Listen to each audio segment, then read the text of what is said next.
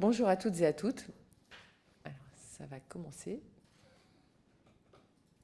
Pour l'instant, on est... Voilà. Mes chers collègues, nous recevons ce matin les représentants de plusieurs syndicats de journalistes pour la suite du cycle de travaux menés par notre commission en lien avec les États généraux de l'information. Et donc, je souhaite la bienvenue en votre nom à tous à Monsieur Antoine Chuseville, copremier secrétaire général du syndicat des journalistes, et à Madame Azilise Lebert et Monsieur Alexandre Buzine, secrétaire généraux, à Monsieur Emmanuel Vire, secrétaire général du syndicat national des journalistes CGT, je vais y arriver, SNJ-CGT, à Madame Élise Descamps, secrétaire générale de l'Union syndicale des journalistes, CFDT journalistes, et Monsieur Laurent Villette, secrétaire confédéral en charge de la presse, à Monsieur Tristan Mal, secrétaire général du syndicat général des journalistes Force ouvrière, SGJFO. Et donc, je vous remercie tous de vous être rendus disponibles pour échanger avec les membres de la commission sur les questions liées à la production de l'information et les enjeux propres à l'exercice du métier de journaliste.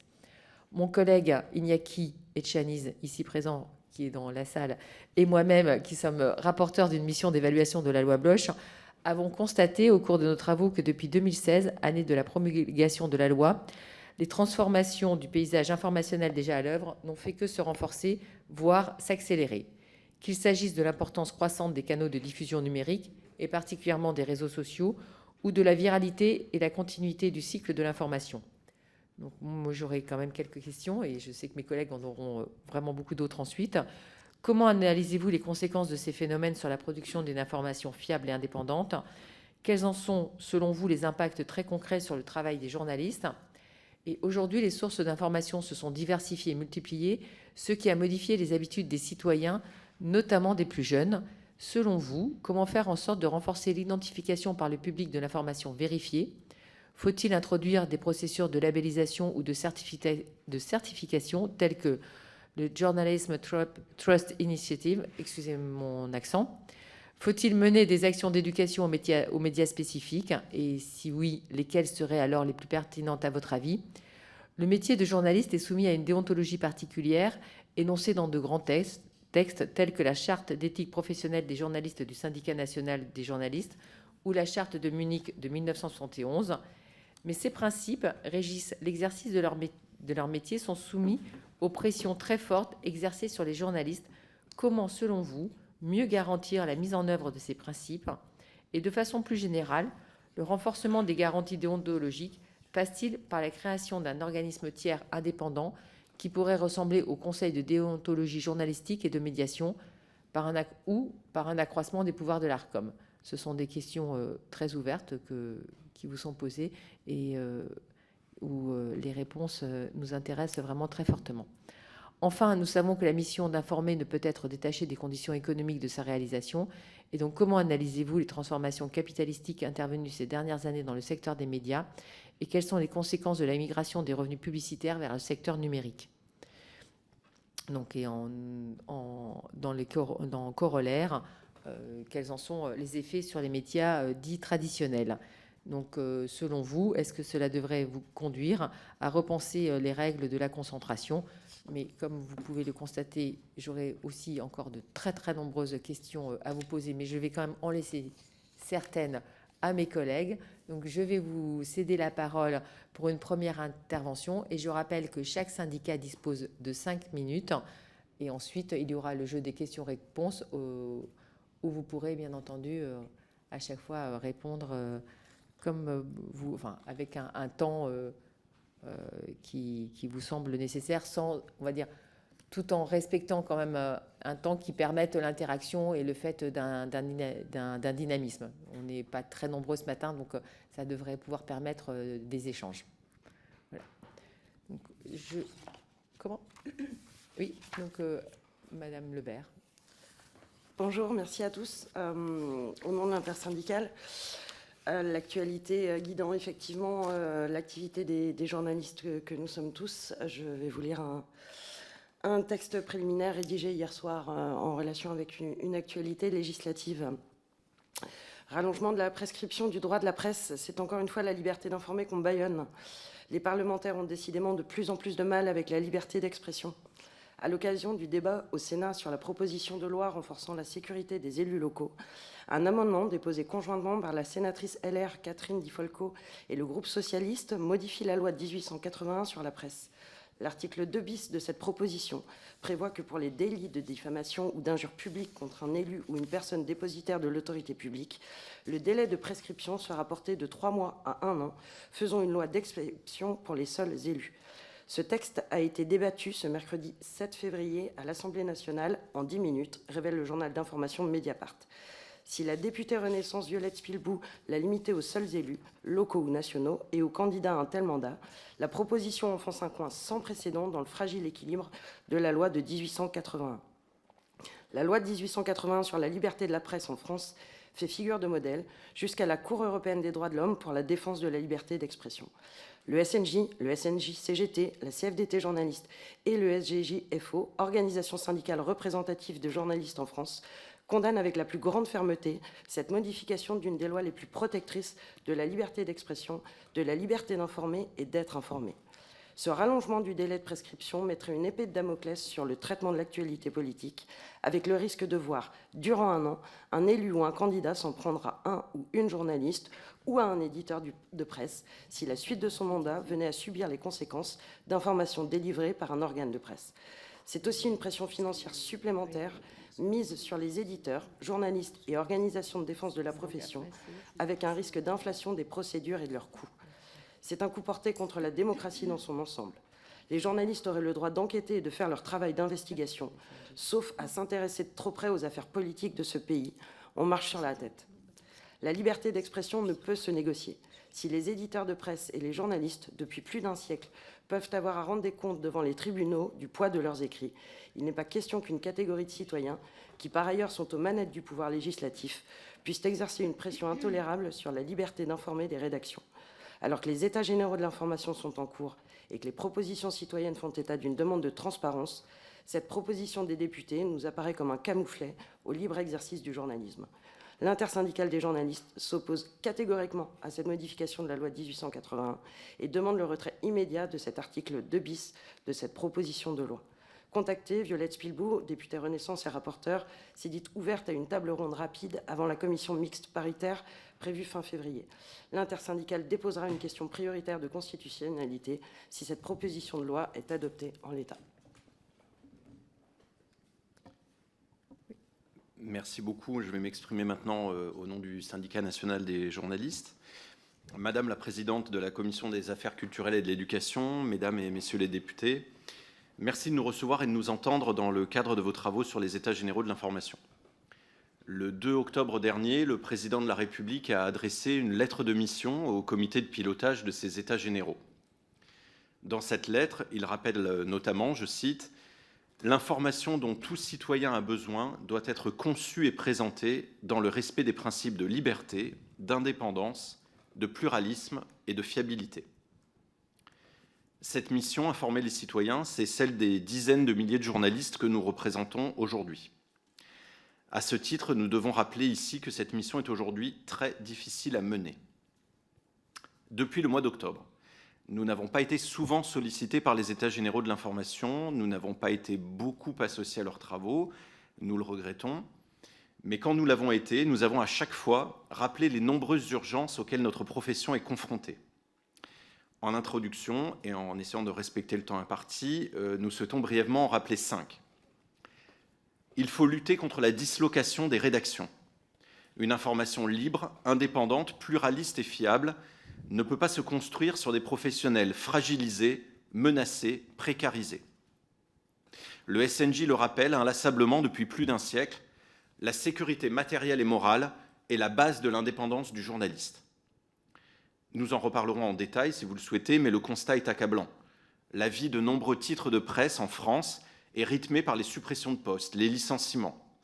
Dans certains départements, le risque est grand de voir disparaître à très court terme l'essentiel de la presse locale.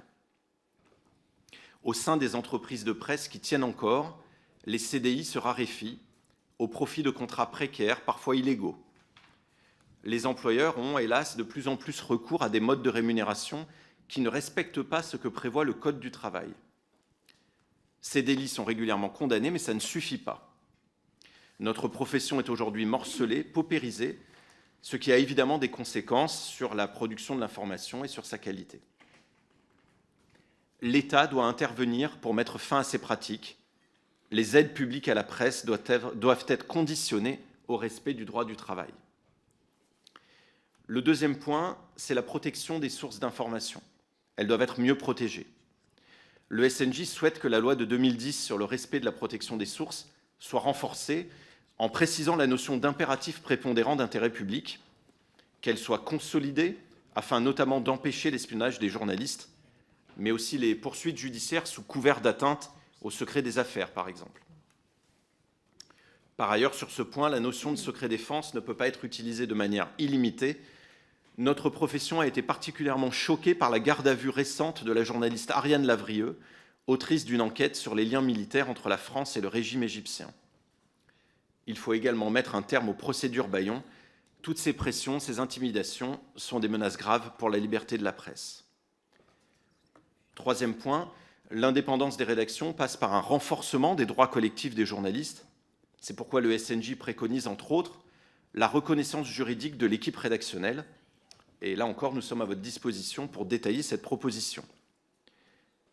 Quatrième point, et vous l'avez évoqué dans votre introduction, il s'agit de créer urgemment un cadre déontologique commun à toutes les entreprises de presse. Pour le SNJ, qui a publié sa première charte d'éthique professionnelle en 1918, rien ne sera plus efficace qu'un socle déontologique unique pour l'ensemble des rédactions. Des textes de référence existent aujourd'hui, vous l'avez rappelé. Il est grand temps qu'ils soient annexés à notre convention collective. Et là encore, nous souhaitons que l'État intervienne. Nous proposons par exemple que les aides publiques à la presse ou la signature des conventions par l'ARCOM soient conditionnées à l'adhésion des médias, écrits ou audiovisuels, à une instance déontologique indépendante, comme le CDJM, créé en 2019. Enfin, pour conclure, le SNJ rappelle son attachement à un financement pérenne et indépendant de l'audiovisuel public, aujourd'hui l'un des principaux employeurs de journalistes en France. La suppression de la redevance audiovisuelle n'a pas été suivie de mesures garantissant durablement ce financement et cette indépendance. Il nous paraît indispensable et urgent d'y remédier, comme il nous paraît indispensable de développer le maillage territorial de l'audiovisuel public et de préserver l'existence de rédactions distinctes en son sein. La priorité n'est pas à la création d'une superstructure de type holding, mais bien au développement de l'offre d'information, en particulier de proximité. Voilà, nous sommes à votre disposition pour développer ces points qui nous semblent essentiels pour renforcer une information libre, fiable et indépendante. Et cette liste n'est évidemment pas exhaustive et il ne s'agissait que d'une introduction. Merci beaucoup. Nous l'avions bien compris. Merci. Donc, Monsieur Villers. Oui, bonjour à toutes et tous. Par rapport à votre introduction, Madame la députée, je veux dire déjà, vous avez les 4 syndicats de journalistes représentatifs. Il n'y en a pas d'autres, déjà, hein, parce que vous avez dit des syndicats. Donc je veux dire, pourquoi je vous dis ça, c'est pas du tout ça. C'est qu'il y a une particularité, je pense, de notre profession, c'est que nous sommes une intersyndicale forte. Je me reconnais totalement dans les propos de mon camarade Antoine Chuseville, excepté sur un point, et j'y reviendrai, l'instance de déontologie. Le problème ne date pas évidemment de la loi Bloch de 2016. Nous sommes ensemble dans l'unité sur l'indépendance journalistique depuis 2010. Notre première déclaration pour la reconnaissance juridique de l'équipe rédactionnelle, c'est 2008. Et nous avons l'impression de ne jamais être entendus. Nous avons l'impression que tout se décide avant, sans nous. Encore ce qui s'est passé hier et ce qui a donné la déclaration intersyndicale sur le délai de prescription, c'est hallucinant. Nous l'avons découvert dans Mediapart. Comment des élus du peuple peuvent prendre des dispositions comme ça sans s'adresser d'abord aux syndicats de journalistes. Nous avons eu le même problème sur le schéma national de maintien de l'ordre avec le gouvernement, sur la loi sécurité globale. Tout se fait en amont et après, il y a des problèmes. Il ne faut pas s'étonner. Voilà. Moi, je suis secrétaire général depuis 2010. Je suis journaliste dans un groupe qui a été racheté par Vincent Bolloré en juin 2021. Il s'agit du groupe Prisma Media. Voilà. Je suis dans le magazine Géo et je peux vous dire que ce n'est pas facile. de travailler sous la coupe d'un milliardaire. Voilà.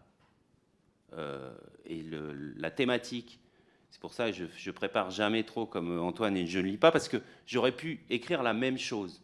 Donc je vais juste rajouter une thématique qui est celle de la concentration des médias, pour lequel nous, SNJ-CGT, nous luttons depuis plus de 15 ans. Depuis 15 ans, on nous a dit... Alors là, maintenant, il y a M. Bolloré qui est rentré dans le jeu et qui veut faire un groupe idéologique d'extrême droite, un groupe de presse. Et c'est ce qu'il est en train de réaliser. Et je ne vais pas rappeler ce qui s'est passé au Journal du Dimanche cet été. Pendant 15 ans, on nous a dit « Ah non, mais sans les milliardaires, la presse tombe. Il n'y a pas de financement. Il n'y aura rien. » Mais qu'est-ce que c'est que la presse avec des milliardaires, que ce soit M. Bolloré, M. Dassault ou autre? C'est d'abord la casse sociale du nombre de journalistes. Nous avons perdu, nous sommes passés de 40 000 à 34 000 journalistes en 8 ans. C'est ça la concentration. Donc qu'on ne nous dise pas, non mais les milliardaires sont là pour vous sauver parce qu'ils ont les moyens de financer ce secteur. Voilà. Qu'est-ce qui s'est passé quand M. Bolloré a racheté le premier groupe de presse magazine qui est Prisma Media? La moitié des journalistes ont décidé de partir en exerçant leur droit à la clause de cession. Il en a remplacé combien? 40%. Nous sommes passés de 400 à 360 cartes de presse pour faire le même travail. Donc cette situation n'est plus possible, alors que dans quelques semaines, nous allons fêter les 80 ans du programme du Conseil national de la résistance. Je rappelle que ce programme commençait tout de suite, les premières ordonnances, c'était sur la liberté de la presse. Et sur la concentration, c'était très clair. Un homme, un média, pas plus. Donc oui, nous attendons de ces États généraux d'abord d'assurer le pluralisme en luttant contre la concentration, en refondant évidemment complètement la loi de 1986. Et alors, nous ne nous faisons pas beaucoup d'espoir sur cette question de la concentration et de la refonte de la loi de 86 au SNJ-CGT, mais nous maintiendrons toujours notre position. Parce que dans les rédactions, c'est nous qui vivons la pression de ces milliardaires. Donc évidemment, refondre complètement la loi de 1986, renforcer en les abaissant les seuils de concentration des médias, intégrer pour leur calcul l'ensemble des supports papier et numériques, supprimer le critère de périodicité. Les seuils doivent prendre en compte la concentration horizontale, le nombre de titres détenus, mais aussi verticale, c'est-à-dire en incluant les activités en amont et en aval de la seule production et diffusion d'informations. Évidemment, c'est des seuils qui doivent s'appliquer au niveau national, mais aussi au niveau régional. On sait ce qu'il en est du pluralisme de l'information locale. Quand vous avez la plupart des métropoles de France où vous n'avez plus qu'un quotidien, souvent, je ne vais pas parler de l'Est de la France, enfin, je peux en parler, vous en êtes originaire, avec la concentration du Crédit Mutuel et du groupe EBRA. Qu'est-ce qu'a fait le Crédit Mutuel et le groupe EBRA? On a créé un petit bureau à Paris avec une vingtaine de journalistes qui vont produire l'ensemble de l'information nationale, internationale, qui vont être mis dans tous les quotidiens. Ça veut dire quelles sont les particularités du Progrès ou des dernières nouvelles d'Alsace? C'est de parler de l'information que locale. Le reste est la même pour toutes et tous. Donc on n'en peut plus de cette situation et j'aimerais que mesdames et messieurs les parlementaires vraiment réalisent. On n'est pas à dire la loi Bloch ou ça. Nous, on pense que notre profession va mal, très mal. Elle est gangrénée par la précarité. Je ne répète pas ce qu'a dit Antoine. Quand vous avez 30% de précaires, quand au bout de 7 ans, 40% des jeunes journalistes quittent la profession parce qu'ils ne veulent pas de ce métier, alors que c'est une profession qui attire toujours, voilà. Je m'arrête là et je répondrai aux questions pour laisser mes camarades des autres syndicats s'exprimer. Merci. Merci. Madame Descamps. Oui. Donc, Élise Descamps pour la CFDT.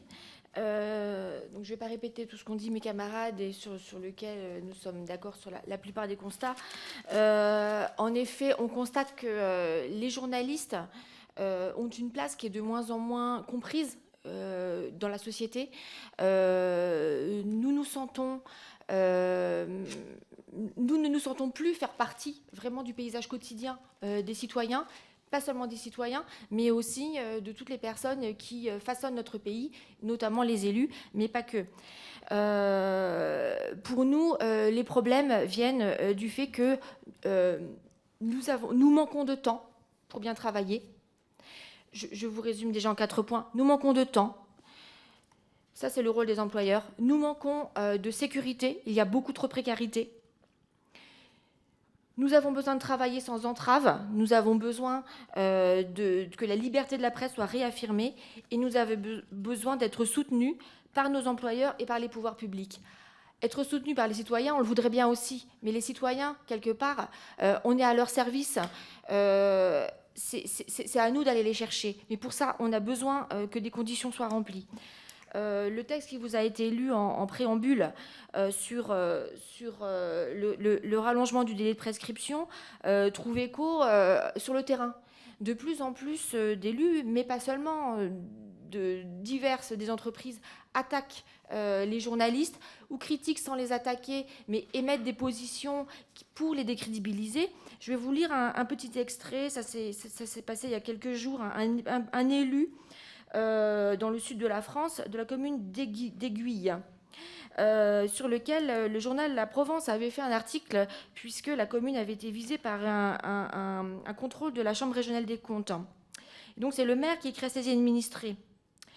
Vous avez pu lire une certaine agitation à propos du contrôle, des titres très accrocheurs laissant supposer qu'il y aurait des irrégularités. Il faut considérer que nous n'avons plus de presse informative et objective, seulement une presse partisane et politisée qui s'empresse de ronger un os dès qu'elle le peut, une presse qui n'aborde jamais le fond et qui a pour seul but de soulever des polémiques. Quel dommage! Aujourd'hui, être journaliste de nos presses locales, c'est trouver un titre choc, posséder un bon appareil pour enregistrer puis sortir quelques phrases de leur contexte. Et voilà, c'est écrit. Mais surtout, employer le conditionnel et faire jaillir le doute chez le lecteur. Voilà, donc le journaliste qui enquête est un journaliste qui émet le doute chez le lecteur et voilà, qui va faire que les administrés vont peut-être un petit peu moins croire en leurs élus. C'est comme ça que c'est vu par beaucoup d'élus, hélas, puisque évidemment, les journalistes, quand ils rendent compte de rapports et de potentielles irrégularités, quand les journalistes font leur travail, ils font leur travail en toute objectivité. Donc ça, c'est la réalité de terrain des journalistes avec laquelle ils doivent composer. Tous les jours, ce sont des pressions. Tous les jours, c'est le règne de la communication, des entraves. Non, on ne vous donnera pas accès à tel lieu. Non, on ne vous donnera pas telle donnée. Non, ce n'est pas un fonctionnaire, c'est un élu qui va répondre parce qu'il va contrôler davantage les données. Non, vous n'irez pas là. Le temps, pardon. On voudrait insister sur 2 points. La précarité, les salaires et l'éducation aux médias. Comme on vous l'a dit, pour nous les citoyens, c'est vraiment notre priorité. Ce sont ceux que l'on doit convaincre que l'information est importante. Nous pensons que l'éducation aux médias doit vraiment être un volant important de l'action publique avec des moyens plus élevés.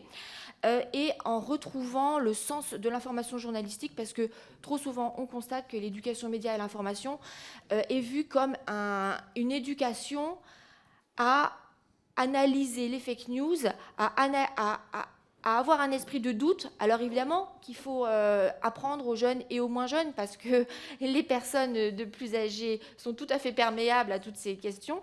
Bien sûr qu'il faut apprendre à avoir un esprit critique, mais nous on pense qu'il faut donner le goût en premier.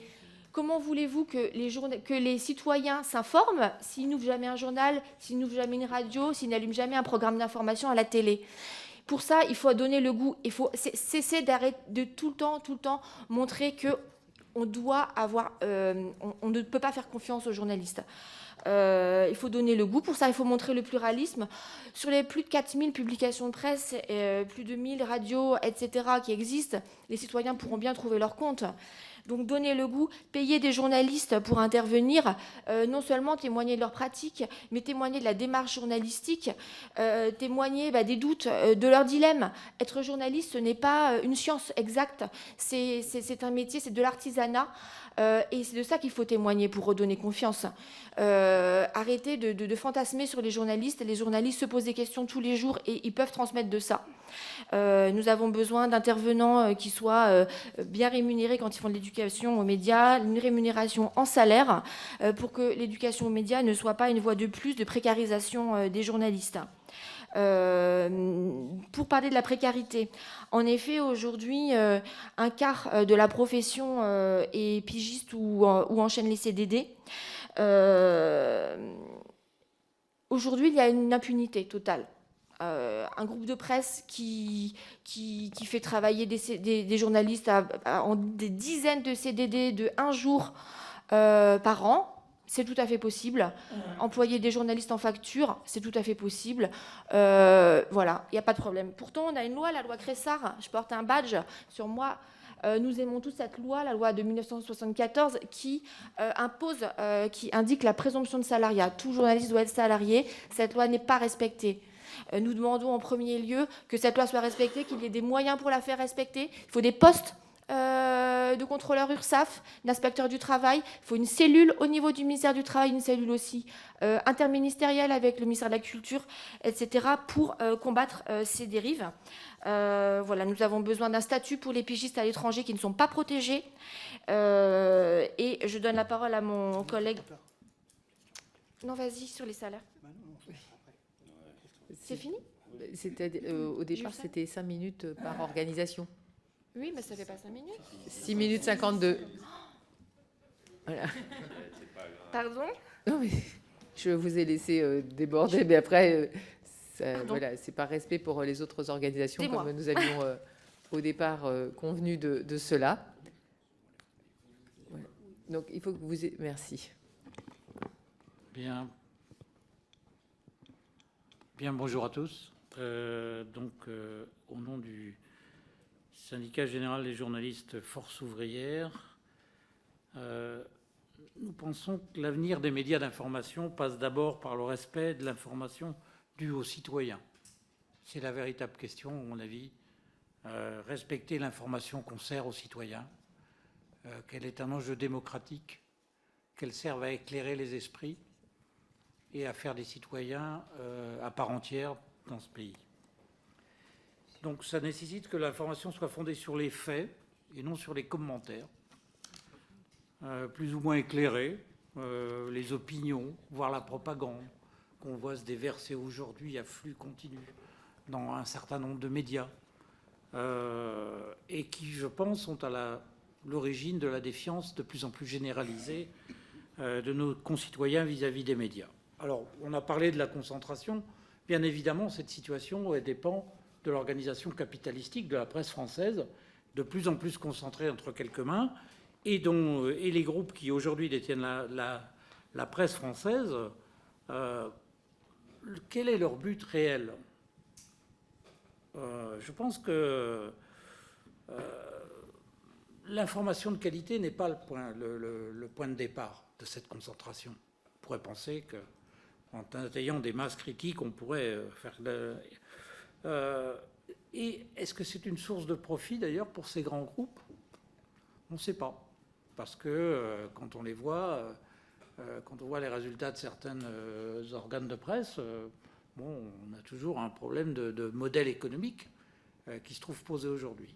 En fait, il y a une double concentration. D'un côté, il y a la concentration des médias eux-mêmes, et puis de l'autre côté, il y a la concentration liée aux GAFAM.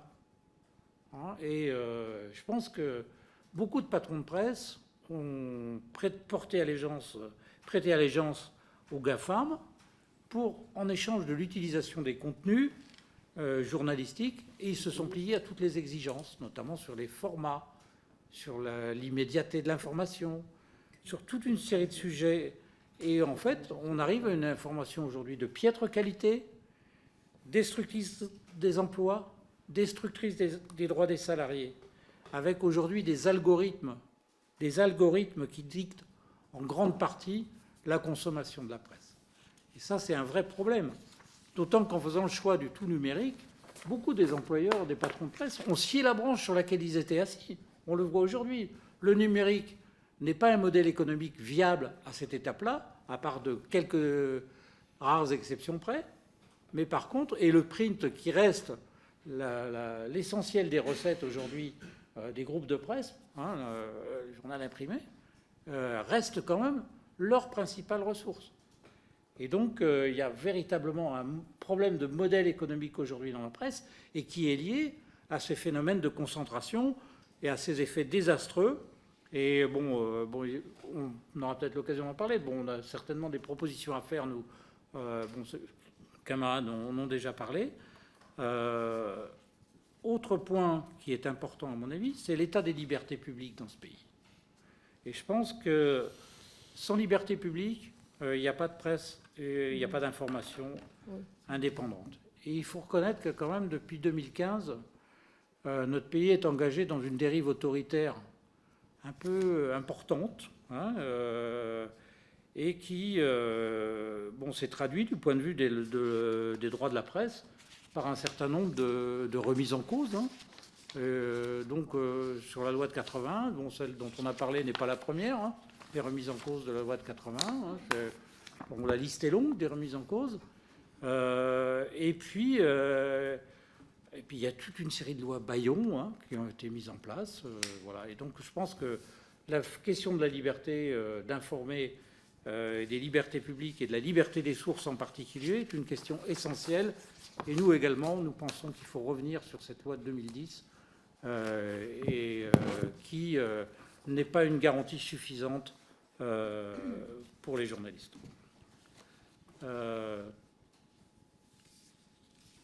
Troisième point, nous considérons que le maintien des garanties collectives de la profession, du statut des journalistes, de la défense de ces principes professionnels qui découlent de la convention collective, reste la meilleure garantie pour la sauvegarde d'une presse pluraliste, d'une information au service de la démocratie et des citoyens.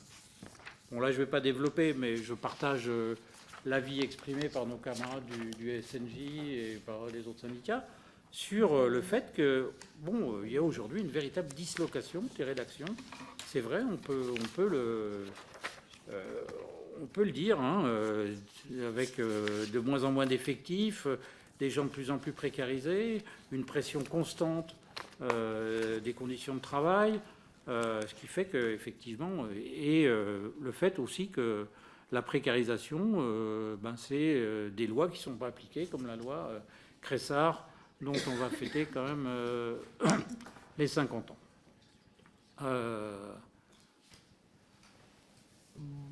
Je ne reviendrai pas non plus sur... on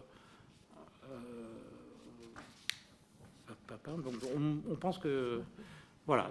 En matière de déontologie, nous sommes... Je vais terminer peut-être. Vous êtes à 6 minutes, mais Bon. Je ne voudrais pas bâillonner la presse. D'accord. Bon, voilà. Donc, on souhaiterait aussi que... il y a un vrai débat aujourd'hui dans les rédactions sur les questions de déontologie, sur les questions de ligne éditoriale. Hein, tous les jours, on en voit...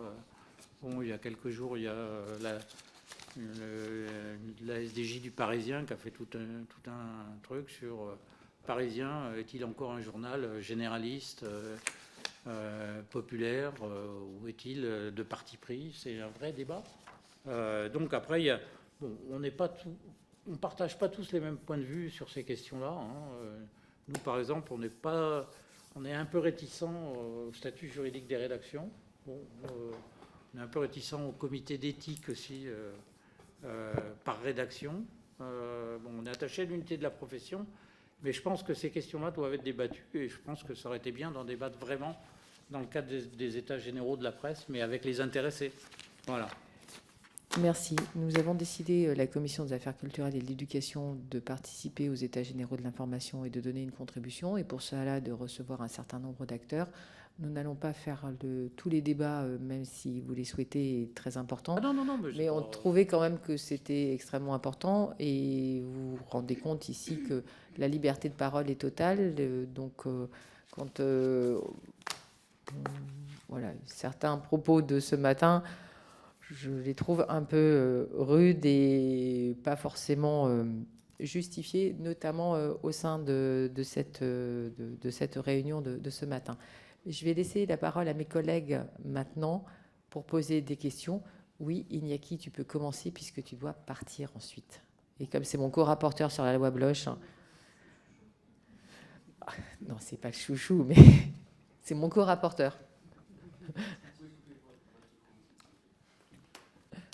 Bien, merci Madame la Présidente, et je m'excuse auprès de mes collègues et auprès de vous, parce qu'effectivement je dois partir à 11h, et je m'excuse une deuxième fois suite effectivement à cet article 2 bis introduit par des sénateurs appartenant à ma famille politique, dont nous ne partageons absolument pas le fond et la forme, et donc nous avons bien évidemment voté sa suppression hier en séance, et nous avons pris contact avec nos collègues pour que dans la CMP, cet article bis soit supprimé ou largement réécrit avec vous. Donc je m'excuse une nouvelle fois au nom du groupe socialiste de l'Assemblée nationale pour cet article de bis qui ne correspond absolument pas au combat que nous menons depuis le début de cette mandature pour la liberté, l'indépendance et le pluralisme de la presse. Voilà pour un petit point de cadrage et de départ.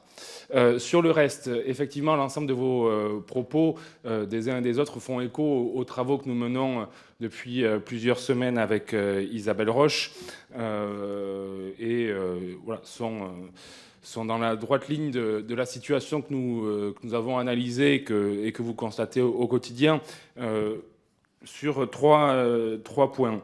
Quel regard portez-vous sur les déclarations de Mme Rachida Dati, ministre de la Culture, concernant l'audiovisuel public qui ont été faites hier au Sénat et sur la presse sur l'avenir du financement de l'audiovisuel et sur la réorganisation entre France Télévisions et les radios, les synergies voulues par la ministre. Quel regard portez-vous sur la possibilité qui était portée préalablement d'une modification de la LOLF pour pérenniser le financement de l'audiovisuel public? Deuxième point concernant la concentration des médias, et notamment la dernière en date, l'affaire du JDD avec Vincent Bolloré. Certaines propositions ont émané de cette situation, à la fois transpartisane ou non, notamment sur la question du droit d'agrément pour la nomination du directeur de la rédaction. Quel regard portez-vous sur ces différentes formes d'agrément? Quelle est serait pour vous la plus pertinente, et si elle est pertinente? Et enfin, sur les statuts et les reconnaissances juridiques des syndicats et des SDJ, quelles évolutions vous paraissent nécessaires et quelle complémentarité pouvez-vous nous exprimer entre votre rôle et celui des SDJ et sur les statuts, les évolutions des statuts, de vos statuts et de celles des SDJ? Et je laisse mes collègues questionner les suites. J'aurai plein d'autres questions, mais sinon, oui, ils n'auront plus rien à poser. Oui, et normalement, c'était 1 minute par question, était déjà quasiment 3 minutes, mais bon, voilà. Voilà, mais c'est pour ça. Belkir Belhaddad, pour un temps indéfini ou défini. Indéfini, d'accord. Deuxième chouchou, alors. Non, mais je reprendrai les bonnes habitudes. Merci, Madame la Présidente. Je voudrais vous remercier pour votre présence et puis vos propos qui ne sont pas inconnus et les sujets que vous avez traités de manière très claire et très forte. On a bien entendu aussi le sujet de la protection d'une information libre, des lignes éditoriales. Je voudrais évoquer celui de la protection de l'intégrité physique des journalistes, que j'avais pu traiter avec certains d'entre vous. Donc l'intégrité physique, morale des journalistes est également pour moi importante. Je voudrais vous entendre là-dessus. Les violences à l'encontre des journalistes ne sont pas un phénomène nouveau et se ne limitent pas forcément à la France. Dans de nombreux pays, y compris au sein de l'Union européenne, les journalistes chargés de recueillir, vérifier, partager l'information sont victimes assez régulièrement d'agressions de plus en plus nombreuses. Je ne voudrais pas revenir sur les propos de la commissaire européenne sur le sujet et le travail qui est fait pour renforcer la sécurité des journalistes et autres professionnels des médias contre le nombre croissant et menaces physiques, juridiques en ligne dirigées contre ces professionnels.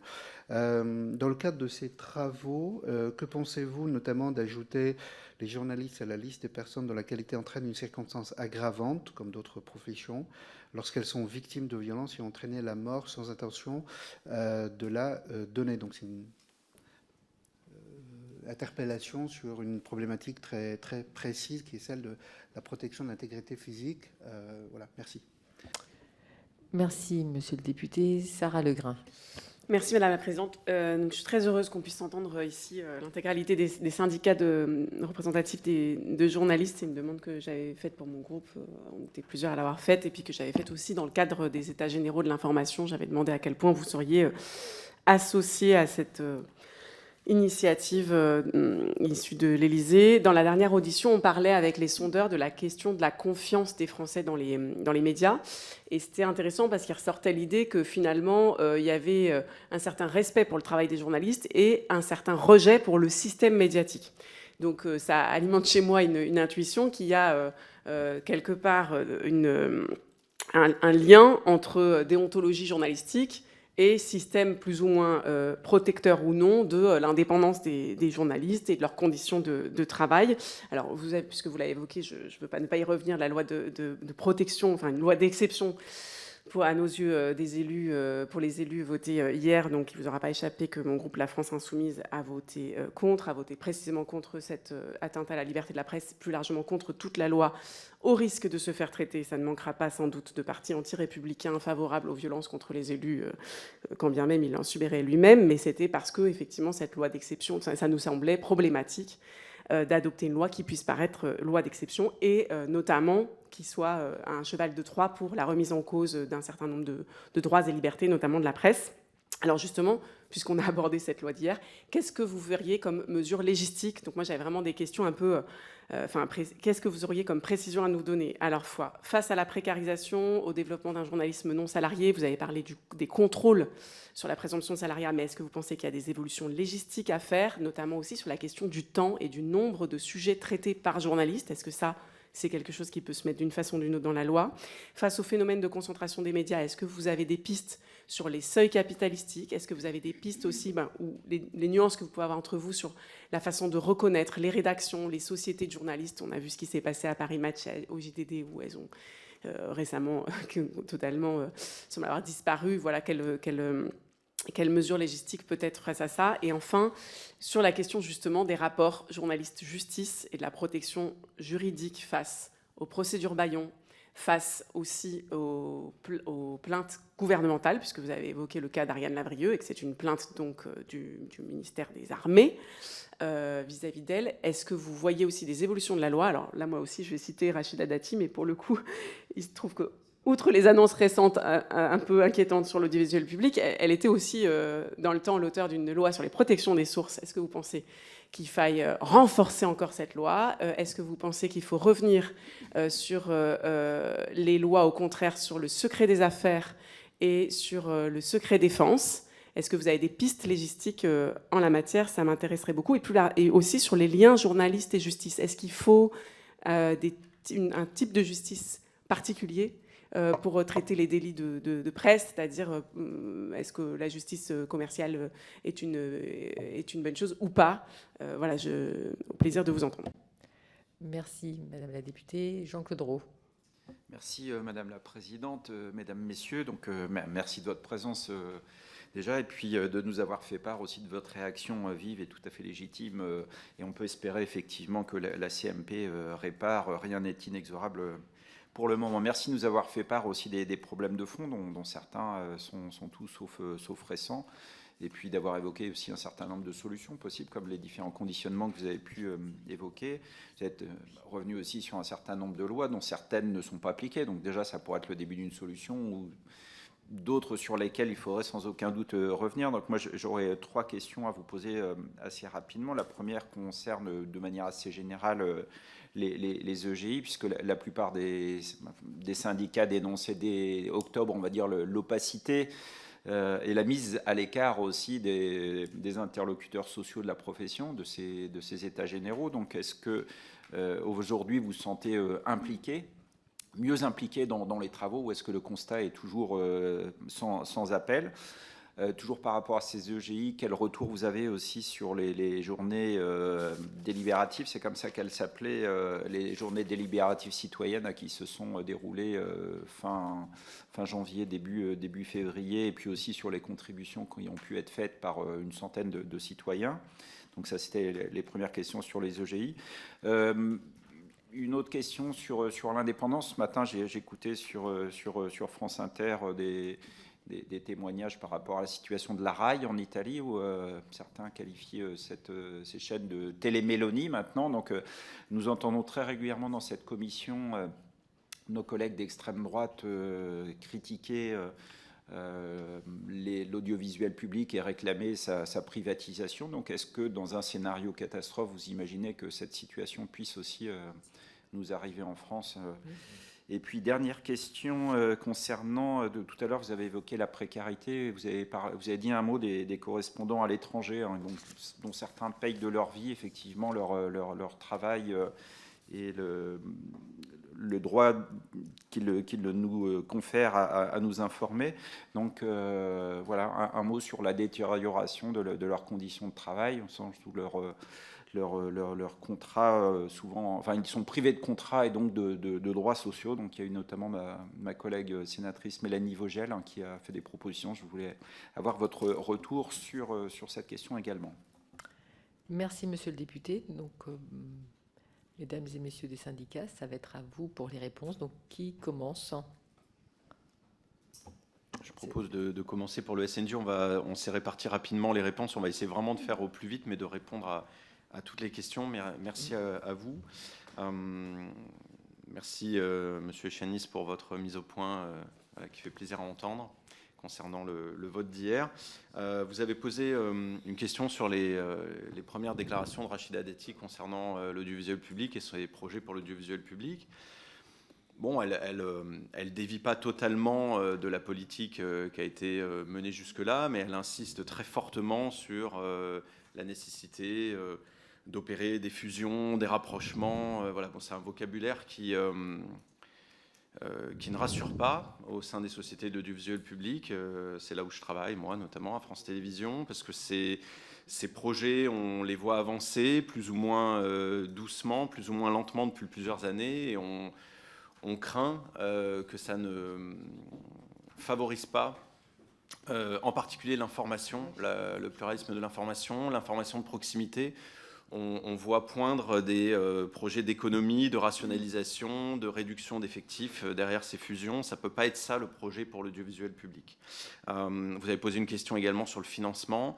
Ce n'est pas un secret, je crois qu'on partage tous cette position. Nous sommes favorables à une taxe affectée pour l'audiovisuel public qui permette à ces sociétés de travailler sans épée de Damoclès, d'avoir une programmation budgétaire fiable, pluriannuelle, et relativement indépendante du pouvoir politique. Madame Legrain, vous nous avez posé des questions sur la précarité des journalistes et nos propositions législatives. Alors il y aurait tellement à faire, mais quelque chose qui pourrait s'inscrire dans des projets liés aux États généraux de l'information, on l'a rappelé tout à l'heure, c'est que toutes les instances qui aujourd'hui travaillent avec les médias, qui les soutiennent ou qui les accréditent, par exemple la commission d'attribution des aides publiques à la presse, pour la presse écrite, mais aussi l'ARCOM qui autorise les sociétés de l'audiovisuel privé comme public à émettre. Aujourd'hui, elles ne prennent pas en compte le respect de la loi et les conditions de production de l'information dans ces médias. Nous, on est toujours très étonnés, les syndicats de journalistes, de ne pas être associés aux travaux de ces commissions, de ne pas être auditionnés par l'ARCOM lorsqu'il s'agit d'accorder des autorisations, de signer une convention, de renouveler une convention. Donc ça serait déjà un minimum que ces aides et ces conventions soient conditionnées au respect de la loi et que les salariés de ces entreprises soient mieux entendus, mieux écoutés, afin que les conditions de production de l'information soient prises en compte. Voilà pour moi. Je crois pour les autres questions, c'est Alexandre et Azélis qui vont répondre.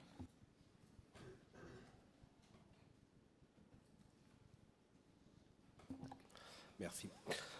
Oui, il y a plusieurs questions effectivement qui se recoupent. À mon sens, sur la notion de droit d'agrément, de SDJ, d'indépendance juridique, il semble qu'effectivement, en fait, on est un petit peu sur le même problème, parce que la question de droit d'agrément, en fait, pour nous, c'est pas forcément un droit d'agrément, c'est plutôt un droit de veto, pour être juste. Et c'est un petit peu, le petit bout de la lorgnette, déjà, c'est pas forcément sur une personne, c'est aussi sur un projet qu'il faut se prononcer. Il nous paraît extrêmement important. Et donc, c'est le petit bout de la lorgnette parce qu'effectivement, ça peut pas être considéré comme un blanc-seing et c'est plus globalement, effectivement, la capacité des rédactions à être garante de l'identité éditoriale des titres qui est en jeu, plus qu'effectivement un droit d'agrément ou de veto qui serait donné à un instant T par rapport à un responsable de la rédaction. Donc c'est pour ça qu'effectivement, on milite pour ce qu'on appelle la reconnaissance juridique des équipes rédactionnelles, c'est-à-dire qu'effectivement, reconnaître un droit spécifique à aux rédactions de chaque média, c'est-à-dire entendu dans le sens où l'ensemble des journalistes qui concourent aux médias, à pouvoir effectivement avoir cette capacité collective. Là où la loi de 35 reconnaît effectivement avec la clause de conscience et la clause de cession un droit individuel, ou que la loi Bloch reconnaît effectivement cette conscience, cette notion de conscience. Ce qu'on veut, c'est un droit collectif, parce qu'effectivement, les questions de précarité qu'on a déjà évoquées posent le problème de la capacité à faire valoir ces droits, cette conscience professionnelle. Quand on est précaire, c'est toujours beaucoup plus difficile, forcément, et c'est pas critiquable en soi. Donc la reconnaissance juridique, pour nous, éviterait ça. Et donc, parmi, effectivement, la capacité des rédactions reconnues en tant qu'entité collective, il y aurait notamment ce droit de veto qui serait possible, mais aussi, effectivement, dans le même esprit pour nous, la notion de motion de défiance, mais qui aurait un autre poids à partir du moment où effectivement elle serait beaucoup plus organisée et que cette reconnaissance juridique qui passerait par la loi conférerait ce rôle à la rédaction. Et c'est là où effectivement je viens aussi sur la question des SDJ, parce que les SDJ, c'est une adhésion volontaire. À partir du moment où on dit il y a obligation de créer une équipe rédactionnelle dans tout média, et qui rassemble l'intégralité des journalistes, on n'a plus cette notion d'une SDJ qui représenterait 5, 10, 20, 30, 50 ou toute la rédaction. Voilà, c'est pour ça que la notion de SDG peut être assez floue. Il y en a qui représentent, pour ce que j'ai vu pour mon expérience personnelle, qui représentaient 2 journalistes dans la rédaction. C'est pas, voilà, donc c'est pour ça que conférer un pouvoir particulier à un objet mal défini nous paraît pas forcément une bonne idée. Le jour où ces notions d'équipe rédactionnelle et que c'est l'intégralité des journalistes qui en sont adhérents de fait, ça change la notion sur ce point-là. Donc ça nous semble effectivement assez important sur ce sujet, qu'on pourrait développer sur d'autres rôles, mais effectivement c'est plutôt un rôle au quotidien de défendre l'identité éditoriale plus qu'un vote ponctuel sur quelque chose. C'est-à-dire l'identité éditoriale, tout problème qui touche à la déontologie, tout problème qui touche effectivement à l'éditorial, aux évolutions ou autres, ou aux pressions, tout simplement, c'est s'assurer au quotidien que les journalistes de la rédaction puissent travailler dans des conditions d'indépendance, vis-à-vis des élus locaux, vis-à-vis des décideurs économiques, vis-à-vis du monde économique, y compris propriétaire du journal ou actionnaire du média. Donc c'est tout ce rôle-là que pourrait avoir une équipe rédactionnelle à notre sens. Sur la question des concentrations, effectivement, on l'a déjà dit, on a changé complètement de monde depuis la loi de 1986 dont on peut déjà discuter du fait qu'elle était opérante ou pas à l'époque, puisqu'elle excluait notamment les hebdomadaires. Donc comment on pouvait considérer que les hebdomadaires pouvaient ne pas rentrer dans la constitution de l'opinion et que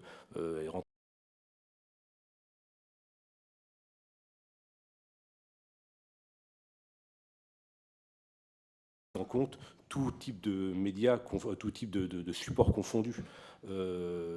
Emmanuel parlait tout à l'heure effectivement des concentrations verticales et horizontales. Il est évident que c'est aussi une des questions. Quand on est propriétaire des tuyaux et des contenus, ça pose d'autres questions. Donc elle est complètement à revoir sur le sujet pour prendre pour nous en question cette notion d'audience globale. Quel est le seuil après?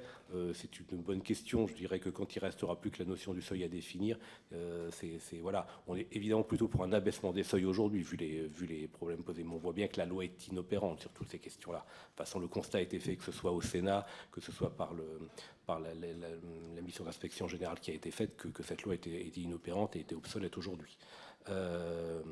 Voilà. Et concernant la loi Dati, effectivement...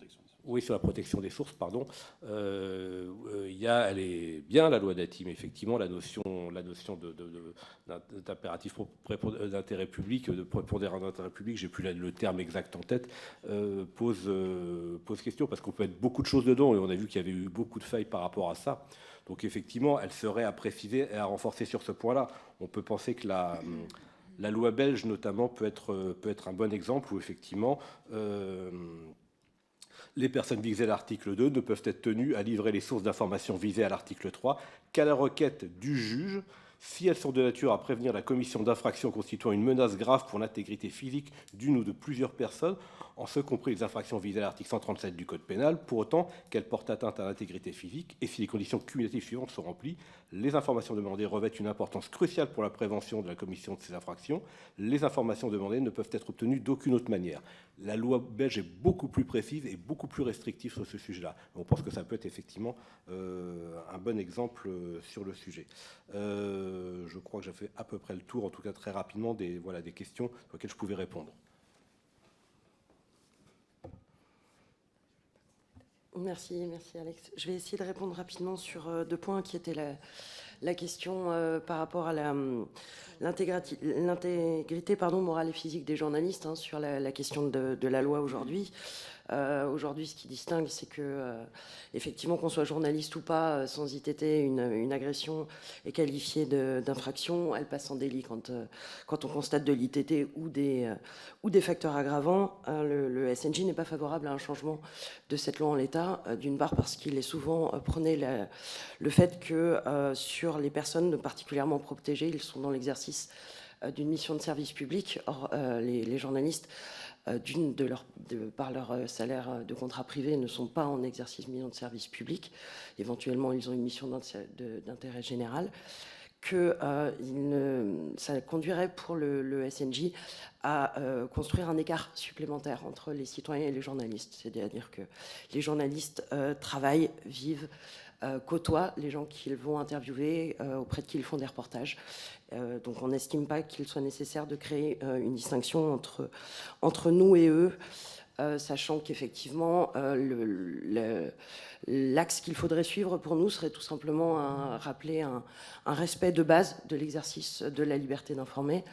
On se réjouit de voir des législateurs et des élus effectivement proposer des lois protectrices pour les journalistes et la presse.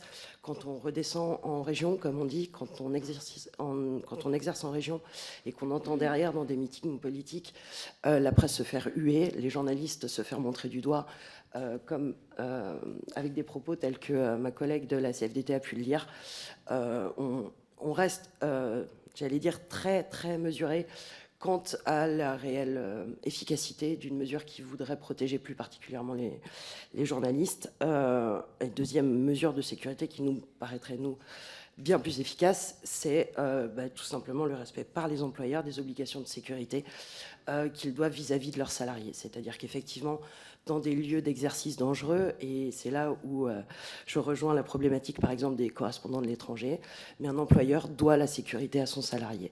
Donc, s'il estime qu'il y a danger pour lui à y aller, c'est pouvoir lui fournir l'équipement, c'est pouvoir lui fournir la rémunération, c'est pouvoir lui fournir les moyens financiers de se protéger efficacement dans l'exercice de ses fonctions. C'est effectivement aussi d'aller le représenter aujourd'hui au tribunal correctionnel si jamais il y a eu une agression systématiquement, pour tout simplement voilà. Et donc sur ces correspondants de l'étranger, effectivement, j'y viens parce que ils représentent l'image de la déliquescence, j'allais dire, du respect du droit du travail qu'ont les employeurs pour leurs salariés journalistes. On est dans l'image de loin des yeux, loin du cœur.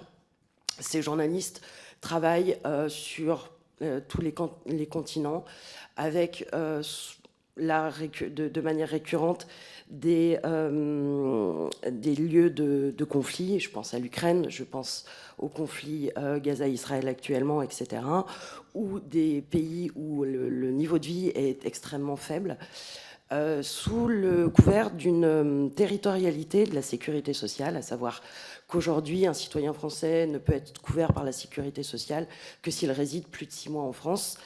Les employeurs ont décidé de manière unilatérale, et bizarrement qu'il leur apporte de l'argent, de supprimer les cotisations sociales de ces travailleurs, qui certes sont à l'étranger, mais travaillent pour des entreprises françaises, qui nourrissent la culture générale des Français, tous les jours en leur expliquant ce qui peut se passer demain lors de la compétition de foot de la CAN, comme ce qui peut se passer en Ukraine, comme ce qui peut se passer en Centrafrique, etc. Et donc on a des journalistes qui sont sous-payés, payés en facture, payés par des boîtes de prod, payés en Mauritanie, etc. Quand on met les employeurs devant leurs obligations, la seule réaction des employeurs est de dire c'est compliqué parce que comme ils vivent plus de 6 mois en France, de toute façon, ils ne peuvent plus être assurés par la sécurité sociale. Ces mêmes employeurs qui n'assurent pas un revenu suffisant pour que de toute façon, ces journalistes pigistes de l'étranger puissent cotiser à la Caisse des Français de l'étranger. Ces mêmes employeurs qui n'ont pas interpellé ni le gouvernement, ni le ministère du Travail, ni le ministère de la Santé, pour leur dire, voilà, on a des salariés qui travaillent dans des conditions compliquées, qui sont isolés, qui sont loin de nos rédactions. On aimerait pouvoir garantir qu'après qu'ils ont passé 3 ans en Turquie, 2 ans en Grèce, 3 ans en Espagne, ils reviennent en France et on considère leur travail à l'aune de ce qu'est la société française, donc en les considérant en travailleurs et qu'ils puissent voir leur compte retraite, leur droit au chômage, leur droit à la sécurité sociale respectés. Et donc, on est effectivement en pleine démarche avec le CSNJ, mais en intersyndical. Il y a effectivement eu un colloque au Sénat pour tenter d'obtenir des modifications tant du Code de la sécurité sociale que d'obtenir des engagements de la part des employeurs sur le respect de ce Code du travail. Et quand je disais que c'était l'exemple le pire, j'allais dire, c'est qu'effectivement les employeurs, pour tout ce qui concerne les salariés à la pige, sont en train de creuser de partout les garanties de leur rémunération. Ça négocie le bout de ficelle, ça nie le droit au salaire, etc. C'est récurrent. Reworld Media, pour ne pas les citer aujourd'hui, quand un journaliste propose des articles sur un sujet, se voit répondre « Oui, mais je te préviens, on ne prend que des auto-entrepreneurs ». C'est écrit noir sur blanc, l'auto-entrepreneuriat est interdit dans la presse et pour les journalistes. Il n'y a même pas à réinventer des textes, en fait. C'est juste... Effectivement, on parlait éventuellement et de moyens législatifs par rapport à ça. J'ai le sentiment éventuellement qu'une des seules choses qui pourrait faire peur aux employeurs, c'est un alourdissement radical des condamnations financières qu'ils risqueraient en cas de non-respect de ce Code du travail. J'espère ne pas avoir été trop longue. Je vais laisser la parole à mes collègues. Oui.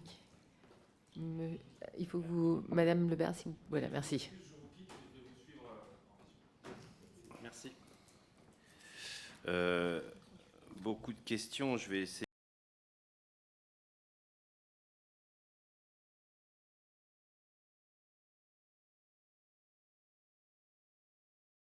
Je remercie les élus qui se sont exprimés sur le vote d'hier. Voilà, donc j'espère que cette erreur sera rapidement réparée. Non, juste un mot sur l'audiovisuel public. Quelle erreur d'avoir supprimé la redevance pour faire un coût pouvoir d'achat. Voilà, on est dans cette situation aujourd'hui. Bon, voilà, on va bien voir. Les synergies que veut nous vendre Madame Dati, bon, on le connaît depuis des années. On prend l'exemple de la BBC. Ben, je vous conseille d'aller voir les salariés de la BBC et les journalistes de la BBC, ce qu'ils en pensent. Je crois que c'est pas génial. Il n'y a pas besoin d'aller voir la RAI. Donc faisons on sait ce que c'est, juste des motifs d'économie. Il n'y a pas de stratégie éditoriale derrière. C'est pas vrai. Allez voir les gens qui travaillent dans les locales de France 3 qui ont été supprimés. Enfin, voilà. On pense que les synergies vont donner une meilleure information de qualité. Moi, sur l'information locale, ce qui m'inquiète, c'est le modèle américain. Vous avez vu, 25% des journaux ont disparu et c'est une trumpisation accélérée. Voilà. Ça, c'est pour l'audiovisuel public. Concernant les EGI, on a été questionné. On va dire, la forme est un peu plus respectée qu'au début. Bon, au début, on n'y était pas du tout. Comme on a sorti un communiqué intersyndical, on nous a invités, le groupe de pilotage, pour nous dire, oui, vraiment, c'est vrai, bon, il y a eu un petit couac de communication, mais on va régler ça tranquillou. On a été auditionné par le groupe 3, qui est piloté par M. Baldelli, une fois, en intersyndical. Voilà, moi j'ai eu la chance de pouvoir être auditionné aussi avec la secrétaire générale de la CGT, Sophie Binet, qui a également été auditionnée, donc j'ai pu, à une autre reprise, donner mon sentiment. Mais voilà, c'est à côté. Les états généraux citoyens du CESE, évidemment, je n'ai pas été tiré au sort puisque je n'avais pas demandé à être citoyen participant. Donc non, je n'ai pas été invité, nous n'avons pas été invités, non, je ne sais pas. Je sais que les citoyens, d'ailleurs, ont plutôt pris à partie les organisations syndicales. Hein. C'est étonnant de leur absence. Mais moi, je ne vais pas quand je ne suis pas invité. Enfin, je ne sais pas. Voilà. Très intéressant, les conclusions citoyennes, mais pour utiliser une expression un peu imagée, il y a à boire et à manger. Hein, ce qui est normal. Il y a des choses très bien sur la transparence. D'ailleurs, je crois que les citoyens, on parlait de l'audiovisuel public, redemandent la redevance. Je crois que c'est dans leur proposition. Je ne sais pas si on écoute les citoyens. Bon, par contre, quand les citoyens nous proposent un ordre des journalistes, là, je ne comprends plus trop. Les journalistes sont une profession salariée, avec un lien de subordination très fort. Donc, pour moi, un ordre, je ne vois pas. Donc voilà pour les EGI. Sur la précarité, évidemment, pour nous, c'est la question primordiale. Avant les GAFAM, les ingérences étrangères ou je ne sais quoi, notre précarité, c'est votre désinformation.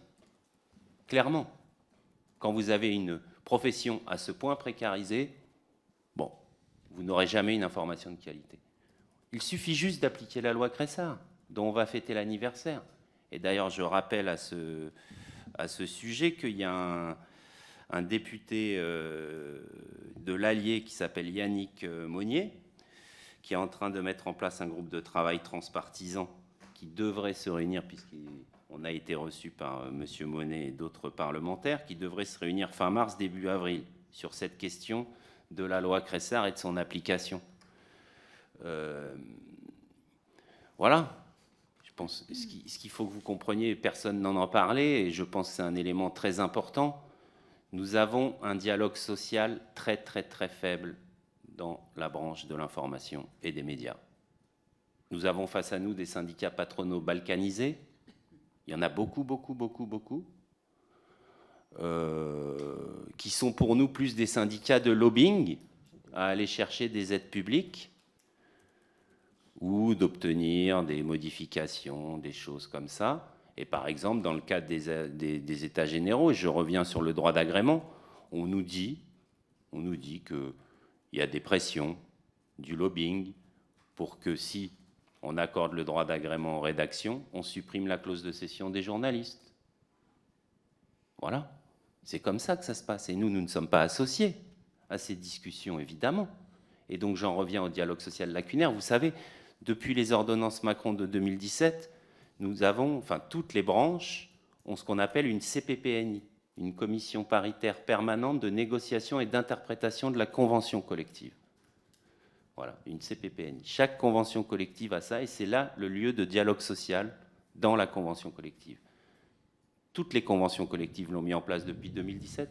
Dans la convention collective des journalistes, nous n'y arrivons pas. Nous n'y arrivons pas. Nous sommes en négociation, là, depuis 1 an. Peut-être fin mars, on va boucher, mais nous n'y arrivons pas. Face à nous, nous avons des patrons qui ne veulent pas de dialogue social. Pourquoi ? Ben, j'en reviens à la concentration.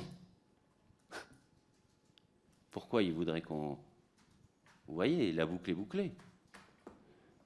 Donc, les lois, la loi sur Cressard, elle existe, il faut la faire respecter, comme l'a dit ma camarade. Sur la question aussi, évidemment, renforcer la loi de 2010, cette notion d'intérêt prépondérant, d'intérêt public, là, comme l'a dit Antoine, c'est une... plus d'affaires de journalistes dans les tribunaux de commerce. On nous envoie dans les tribunaux de commerce. Ça, c'est pas possible. Voilà. Et je ne vais pas être trop long parce que je vais laisser mes camarades derrière. Ah oui, juste parce que c'est une question que j'ai beaucoup travaillé, sur la sécurité des journalistes. Je remercie d'ailleurs monsieur le député qui a travaillé à cette question et qu'on avait eue. nous ne sommes pas, sur cette question, nous ne sommes pas encore... nous voulons un cadre global, en fait. Ce n'est pas juste la sécurité physique des journalistes qu'il faudrait renforcer. Voilà. C'est suite au travail qui a été fait et à la victoire que nous avions eue au Conseil d'État sur le schéma national de maintien de l'ordre, nous sommes chaque mois en comité de liaison avec le ministère de l'Intérieur. Ce serait peut-être d'ailleurs sympathique que les parlementaires soient au courant. Chaque mois, nous voyons un membre du cabinet de M. Darmanin avec des représentants des forces de police et nous faisons le point sur la sécurité des journalistes. Et ça dure depuis longtemps. Vous avez vu à quel point ça marche? Garde à vue, perquisition. Voilà. Donc avançons, négocions, parlons, discutons. Nous sommes toujours là. On y va aux EGI sans crainte, hein. Mais on sait que derrière, voilà, on sait comment ça va se passer. Donc voilà. Et ce qu'on voudrait surtout, pour toutes ces questions d'indépendance, de nombre de journalistes, de lutte contre la précarité, vous êtes face à un secteur sursubventionné. Et vous voyez, c'est quelqu'un de la CGT qui vous le dit. Moi, je ne suis pas contre les aides publiques, loin de là. Mais j'ai un problème quand ces aides publiques arrivent dans les mains des milliardaires. Voilà. Donc il faut conditionner. Si au moins vous ne voulez pas agir contre la concentration des médias, en renforçant considérablement les critères, ben la seule façon, ce sera de les attacher au portefeuille, évidemment. Évidemment. Et il faudra conditionner les aides, évidemment, au respect de la convention collective, au respect du code du travail, au respect de la protection des journalistes, à tout ça. Parce que c'est quand même des centaines de millions d'euros par an, les aides. Et je ne parle que des aides directes, hein. Je ne vous parle pas des aides indirectes, puisque je crois, si on totalise tout, audiovisuel public, AFP, aide publique à la presse, direct, indirect, c'est en gros 5 à 6 milliards d'euros par an. En tout. Et moi, je suis pour que l'argent public soit bien utilisé à bon escient. Voilà, merci. Madame Descamps. Oui, je vais laisser plus de place à mon camarade. Sur la question des SDJ, nous, on pense que les SDJ ont un rôle et qu'il y a sans doute des mesures de protection à prendre. Mais nous pensons aussi, en effet, comme a dit notre camarade CGT, que le dialogue social n'est pas assez existant dans notre branche et que les ordonnances Macron ont considérablement affaibli le syndicalisme en entreprise. Et que si nous avions les moyens de faire appliquer la loi, en tout cas de demander à ce qu'elle soit appliquée, de travailler sur les dossiers, d'accompagner davantage les salariés, ça irait déjà mieux. Le problème, c'est que les militants aujourd'hui ont de plus en plus de dossiers, ont de moins en moins de temps, on leur demande une grande expertise et pour se retrouver face à un mur. Donc nous, on demande plus de moyens déjà pour les militants syndicaux en entreprise. Nous demandons une place pour les représentants de la profession à la commission, à la CPPAP, la commission qui accorde des aides à la presse, puisqu'actuellement c'est une commission paritaire État-employeur, ce qui nous semble quand même pas très paritaire. Cela nous permettrait de donner notre avis sur les pratiques justement des éditeurs, parce qu'effectivement c'est impossible de contrôler tout le monde. Mais si au moins on pouvait faire remonter les cas les plus flagrants, ce serait déjà un progrès. Il y a déjà eu des progrès, on ne part pas de zéro. En début 2022, fin 2021, il y a eu un décret pour conditionner l'attribution des aides à la presse à la présence effective de journalistes dans les rédactions. On a contribué à bâtir ce texte. Le problème, c'est qu'on n'est pas à la CPPAP. Donc après, pour l'application du texte en finesse, on n'est pas là pour donner notre avis. Donc alors, il faut des journalistes, mais combien ? On est obligé de faire confiance aux fonctionnaires qui font certainement très très bien leur travail. Mais à un moment donné, c'est nous qui sommes capables de dire, pour pondre un journal de 50 pages avec telle part de reportage, etc., il faut tant de journalistes. Est-ce que c'est quelqu'un de la CPPAP qui saura ? Oui. Est-ce qu'avec 3 quarts de presse, ça suffit ? Est-ce qu'il n'en faudrait pas 40 ? Non, c'est nous qui pouvons donner l'impression de terrain. Sur le dialogue social et la voix des salariés, par exemple dans l'audiovisuel public, il y a des contrats d'objectifs et de moyens. qui pourraient avoir des conditions sociales dans lesquelles les syndicats pourraient émettre des propositions. Sur la sécurité, nous, on est totalement favorable et on travaille vraiment à ce que, à la proposition de M. Belhaddad, de faire entrer les journalistes dans la liste des professions et des fonctions qui entraînent une circonstance aggravante, entraînent une plus forte peine. On ne demande pas un privilège, on ne demande pas à être vu au-dessus des autres, on s'en demande simplement à rectifier une carence dans le code pénal. Comment c'est possible qu'aujourd'hui un élu c'est tout à fait normal, un enseignant c'est tout à fait normal, un policier c'est tout à fait normal, il y a les conducteurs de bus, il y a les gardiens d'immeubles, il y a un tas de professions et de fonctions qui sont protégées, à qui on accorde des circonstances aggravantes. Le journaliste qui est là pour faire respecter un pilier de la démocratie, lui, non, c'est pas grave. Lui, c'est comme un citoyen lambda. Alors que quand le journaliste travaille, il ne représente pas que lui-même. Il représente les valeurs fondamentales de notre démocratie. C'est pour ça qu'il faut le protéger. C'est pour ça que c'est d'autant plus grave de s'en prendre à un journaliste. Aujourd'hui, il n'y a aucune dissuasion. On peut y aller, il n'arrivera à rien. Une amende. Nous, on pense que, bien sûr, ça ne suffit pas. Évidemment, il faut réfléchir à la sécurité de manière globale et que ça peut être qu'un point parmi tant d'autres. Heureusement qu'aujourd'hui, tous les journalistes de France ne sont pas violentés, mais il y en a beaucoup trop. Et on pense que ça, ce serait un symbole, un signal fort de dire non, on ne fait pas ça. Concernant les correspondants étrangers, c'est un dossier qu'on porte à la CFDT depuis longtemps. On a émis un rapport très détaillé en 2019. On en a fait une de nos priorités, la première priorité lors des présidentielles et des législatives. Nous, on pense qu'il faut réformer le code de la sécurité sociale. Oui, il y a un problème, mais il y a des solutions. Tout simplement, il y a 500 personnes qui sont concernées. On estime 500 personnes dans le monde, c'est rien. Ces 500 personnes qui sont capitales pour l'information des citoyens français sur l'actualité internationale. On demande que le code de la sécurité sociale estime que travailler pour un journal basé en France fait qu'on est travailleur en France, que la notion de territorialité soit modifiée. Voilà, on trouve ça tout à fait normal. C'est pas une faveur, c'est juste, je travaille pour un média français, j'informe les citoyens français, mes intérêts professionnels sont en France, mon donneur d'ordre est en France, le journal est imprimé en France.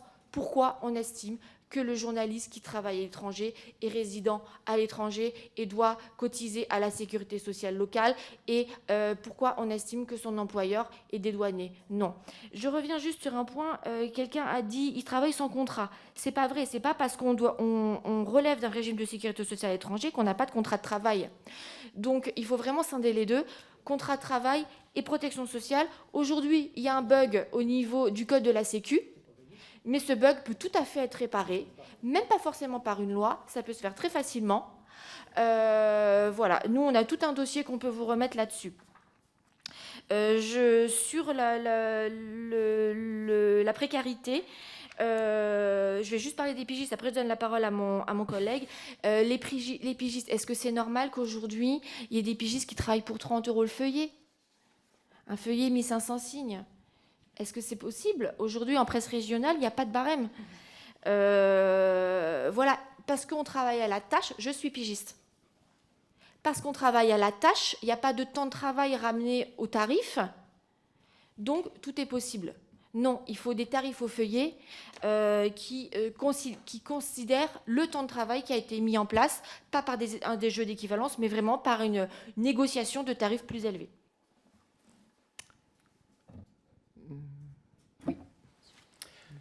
Oui, bonjour. Je vais reprendre la suite sur la question sociale qui a été un petit peu abordée par Madame la députée, avec une grosse problématique quand même, c'est que la question sociale a été totalement éludée des États généraux de l'information, et c'est dommage. Moi, je suis négociateur de branche pour la presse écrite, et donc je suis, comme le disait le camarade de la CGT Emmanuel, en prise directe avec les négociations et notamment les salaires. Et moi, je vous invite à vous pencher sur les grilles de salaire des journalistes. C'est une catastrophe. Monsieur le Premier ministre, dans son discours de politique générale, a dit qu'il fallait désmicardiser la France. Eh ben moi, je pense qu'il faut commencer par désmicardiser le travail des journalistes. Dans la petite note qu'on vous a mis en support, je vous ai fait un petit focus sur les salaires des journalistes. Et là, par exemple, sur les différentes branches de presse, je trouve 12 indices dans les différentes familles de presse avec des salaires conventionnels inférieurs au montant du SMIC. 12 indices. C'est absolument une catastrophe. Quand on regarde un petit peu ce déclassement, parce que moi je pense qu'on peut parler du déclassement des journalistes, on s'aperçoit que jusqu'au milieu de carrière, la plupart sont quasiment au SMIC. C'est-à-dire qu'on a des gens, on demande à des gens un engagement fort, parce que l'information est un engagement fort. On demande à des gens de faire des études compliquées, parce que la fonction les études de journalisme, l'accès aux écoles de journalisme est difficile, et à la fin, ils vont débuter au SMIC. Alors, dans certaines branches, par exemple la presse hebdomadaire régionale, ils vont être au SMIC plus 5%. Dans la presse magazine, ils vont être au SMIC plus 10 €. Ce sont des salaires indécents. Il n'y a pas d'autre terme. Alors, je ne vais pas développer parce que je vous ai tout mis dans le document, mais quand même, entre 2019 et 2022, on constate que les salaires des jeunes journalistes, donc c'est ceux qui sont âgés de moins de 26 ans, ont baissé de 6,13%. C'est-à-dire qu'ils sont passés en moyenne de 2180 € à 2054 €. Et ça, ce sont les chiffres qui sortent de l'Observatoire des métiers de la presse. C'est encore pire pour les pigistes, car les jeunes pigistes s'est effondré de 9,46%. Ils sont passés en moyenne de 1885 € à 1722 €. On parle de salaire brut. Comment voulez-vous vivre avec ces salaires-là? Quand on voit qu'en presse spécialisée, on va demander à un journaliste donc spécialisé, donc quelqu'un qui a un peu de background, on va lui demander de travailler sur Paris pour un salaire qui va être à moins de 2000 € brut. Comment on vit? Ce n'est pas possible. Donc, alors, bien sûr, on sait quand même que les salaires réels dans les entreprises ne sont pas forcément sur le salaire conventionnel de la branche. Mais on constate quand même que pour les jeunes journalistes, ils s'en rapprochent de plus en plus. Et là, nous, on met quand même une grosse alerte. Si on veut une information de qualité, il faut attirer des gens qui ont la connaissance nécessaire pour être journaliste, qui nécessitent quand même de grosses études, et donc il faut les payer correctement. Et je trouve dommage qu'on ait totalement éludé des états généraux de l'information les conditions d'existence des journalistes. Voilà, c'est ce que je voulais, le petit focus salaire que je voulais faire. Mais vraiment, regardez ce qui se passe dans les branches, regardez les salaires minima des branches. Là, je crois qu'il y a vraiment une alerte pour nous. Merci, Monsieur Villette. Monsieur Mal. Bien. Bon, je partage complètement les propos de mon camarade sur la faiblesse des salaires, la faiblesse des grilles de salaire.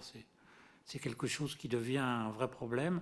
Et les négociations salariales qu'on a pu avoir dans les branches au cours de l'année passée se sont traduites parfois par zéro, alors qu'on a une inflation quand même considérable, au mieux par 2,5, 3. Au mieux par 2,5, 3. Mais avec... alors bon, je ne vais pas rentrer dans le détail, mais il y a plein d'effets pervers. C'est-à-dire qu'on a des carrières qui, du fait d'un alignement systématique des plus bas salaires sur le SMIC, et avec des salaires plus hauts qui n'augmentent pas autant que le SMIC, on en est là aujourd'hui. Donc on a des grilles et donc des évolutions de carrière qui sont de moins en moins attirantes, et on va avoir un vrai problème d'attraction chez les journalistes, vu le niveau des salaires. Pas que ça d'ailleurs, mais déjà vu le niveau des salaires, c'est un vrai problème.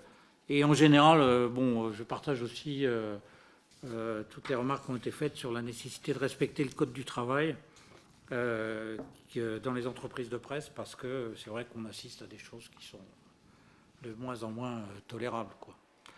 Voilà. Donc, sur le projet audiovisuel, moi, je partage effectivement l'avis de mes camarades. Hein. C'est-à-dire que pour nous, la suppression de la redevance est quelque chose qui a été dramatique, hein, et que, bon, en tout état de cause, on ne peut pas avoir un financement par la TVA de l'audiovisuel public qui va encore accentuer les problèmes, comme on ne peut pas avoir une volonté, une politique qui, en fait, vise à ramener toujours sans arrêt l'audiovisuel public à la portion congrue, hein, parce que c'est de ça dont il s'agit, hein, et que le projet de une BBC à la française, comme j'ai vu que c'était écrit, de ce point de vue-là, va ne faire qu'accompagner les suppressions d'antennes, les suppressions voire de chaînes.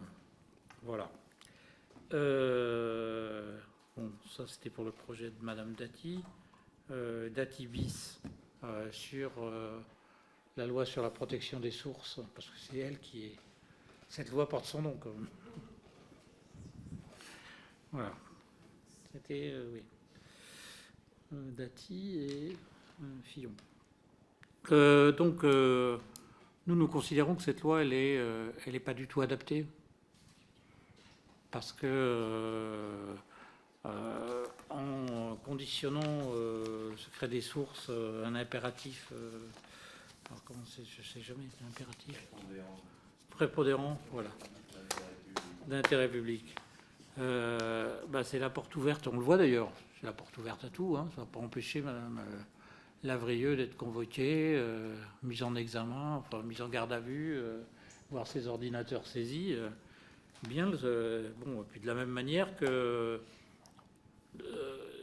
il y a tout un environnement qui fait que, quand même, parce qu'il y a la loi sur le secret des sources, mais la loi sur le secret des affaires qui fait qu'elle est évoquée dans un certain nombre de cas et les gens se retrouvent effectivement devant les tribunaux de commerce, ce qui est quand même hallucinant, quoi. Donc, il y a eu des lois sur la loi sur les fake news. Bon, on ne sait pas exactement ce qu'on peut en faire, mais il y a toute une série de lois comme ça, de lois qui et puis même en matière de délit de presse, il y a plein de choses qui ont été modifiées, passées dans le code pénal, alors que ça n'était pas le cas. Je crois qu'il y a un véritable travail à faire sur... bon, moi, je parle... C'est vrai que la loi de 1880, elle est totalement détricotée, quoi. Elle va finir en lambeaux, quoi. Alors que c'était quelque chose, quand même, qui permettait l'expression. L'expression est libre. Voilà. L'expression libre. Sans loi de 1880, c'est plus compliqué. Sur la reconnaissance juridique des sociétés de journalistes, premier aspect de la chose, c'est quoi une société de journalistes? Ça dépend dans beaucoup d'endroits. Donc, donner une reconnaissance juridique à des structures qui ne sont pas forcément démocratiques, parce qu'on ne sait pas qui adhère.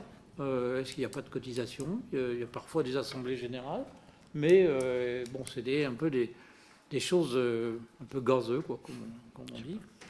Leur donner une reconnaissance juridique, moi je ne veux pas que ça vienne en contradiction avec la place des organisations syndicales.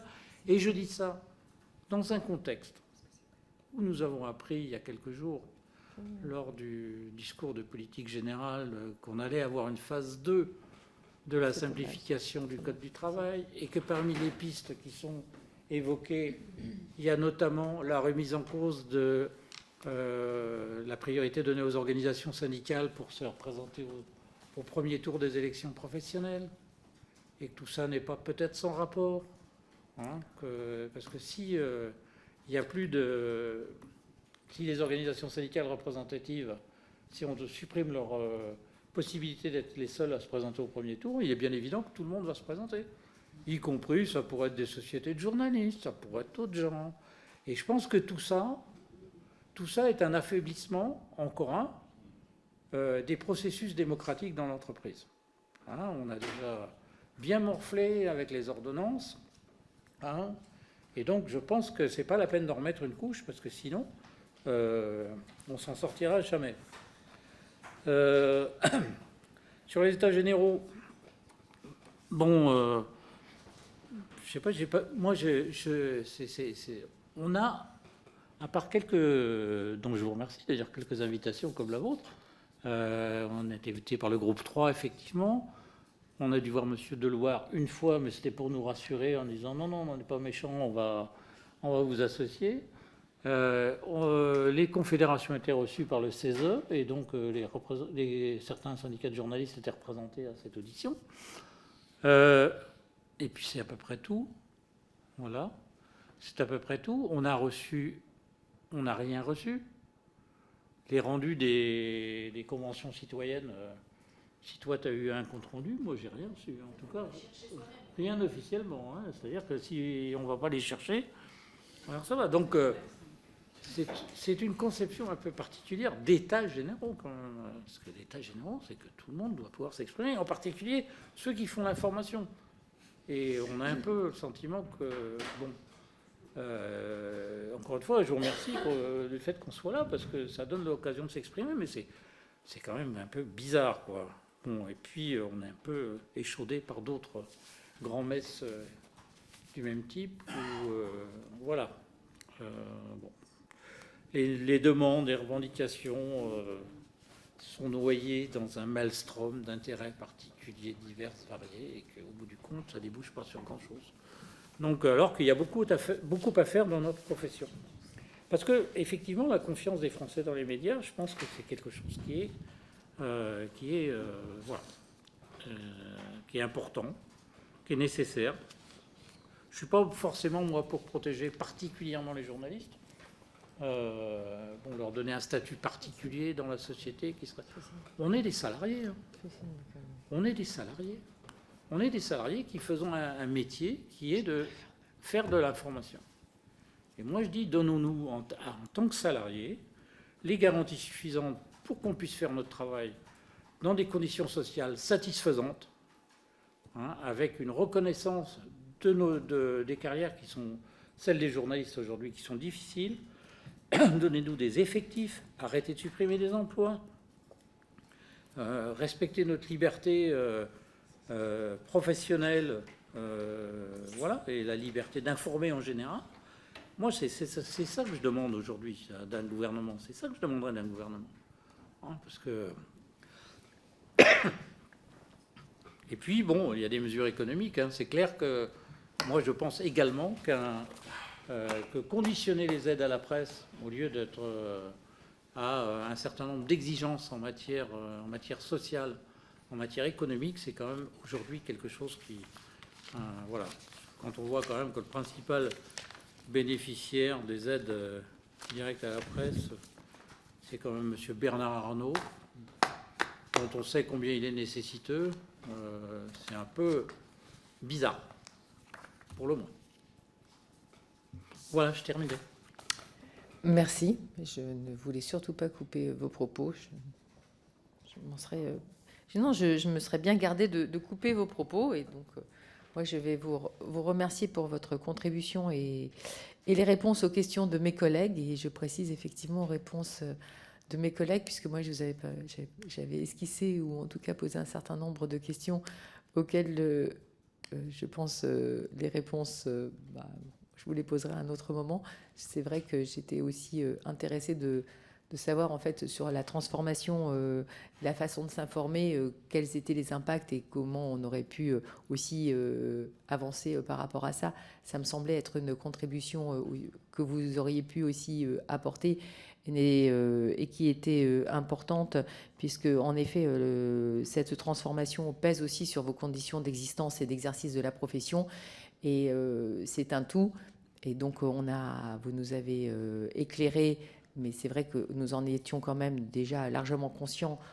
Mais il y a sûrement des choses qui doivent être dites et redites sur les conditions d'existence et d'exercice de la profession.